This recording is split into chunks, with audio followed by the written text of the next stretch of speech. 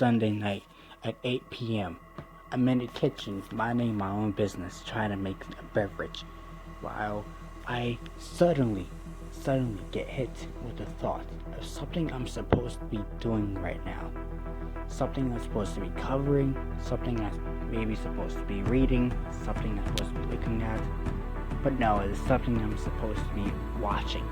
And I've been watching TV all day. Why in the world would I actually go back and watch some more TV when it's 8 p.m.? It's 8 p.m. I should be going to sleep by now. But no, I feel like it's something that needs to be addressed. Something very important that needs coverage. So I go to the TV and I'm flipping through channels left and right, up and down, sideways, and then it finally hit me. Today is the premiere. Tonight is the premiere of Batwoman. I stand there, looking at the TV, stunned, as I come to this realization. Then I hesitantly turn to the CW channel, and there it is, in its full pride glory, Batwoman, and her romances, her dialogue, the town, and Black Alfred, and then and of course donning the Batwoman costume. This is where we are now. This is exactly where we are, where representation is more important than actual quality storytelling. And it's a shame, really, because as I look at this, my eyes start to slowly bleed, and my mind starts to go rather insane at the cringe dialogue. And terrible acting, but that's besides the point. Basically, this was probably the most boring thing I've ever had to endure in my entire life. Even though the show is only 30 minutes, I felt like it was more than 30 hours. And I went online into right after, for old time's sake, to the Rotten Tomatoes site, and just as I thought, 69% critical score, and what was it, like 14% of the audience. Amazing. CW, you have truly accomplished something here. You have gained my hatred. Congratulations. I hope you're happy with that. And they should be happy about that, because it honestly, this is a network that has potential. All of these networks with the DC properties, all these networks with the Marvel properties, they have potential. They can work with it, they can be good. But they decide to go the woke route, which is basically a no-win situation for no one. Nobody. Not the fandom, not the producers, not the directors, not the writers. No one wins in this situation. We all lose. Why? Because it only perpetuates the agenda, the propaganda agenda by liberals and feminists and morons who feel like their views are far more important than storytelling. This is killing us. This is the driving force of the culture war. And it's important that things like this need to be pointed out. And it's also important to point out the absolute shenanigans that are happening on Twitter right now. We have, switching topic here, but we have this very strange user who is using her views on toxic masculinity and various other stupid terms I bother not to say in this review and in this video. Her tweets is just absolutely astronomically stupid. And she called this a review, by the way, a review Joker. Now, these tweets may have some spoilers, so be wary of that. But I did my best. I did my absolute best to make sure that you capture her viewpoint very clearly, very, very clearly. And then we have another user who who is race bending all over the place for Storm. Myra brought up the idea of Storm being portrayed as a white woman.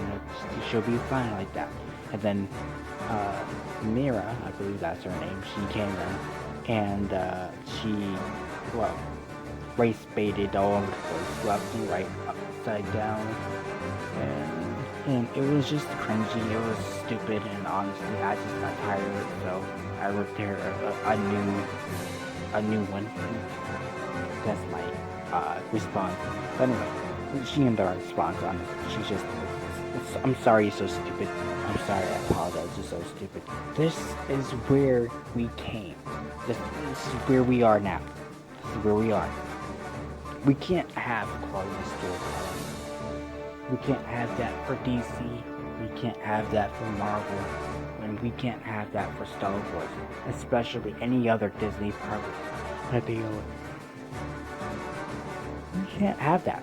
We can't. Because this is far more important. Representation and all that. And that's just it. That's all there is.